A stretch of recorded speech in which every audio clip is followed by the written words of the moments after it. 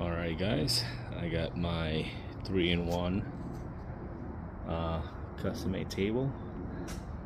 This is the table saw. I was able to put the DeWalt table, the DeWalt miter saw, and then my router. So you can see it's definitely flush. So this is my custom table. I made it.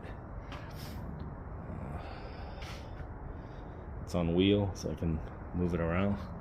You can see. Take it outside. Definitely, there's enough clearance to go all the way across there. But now I condense 3 things into one.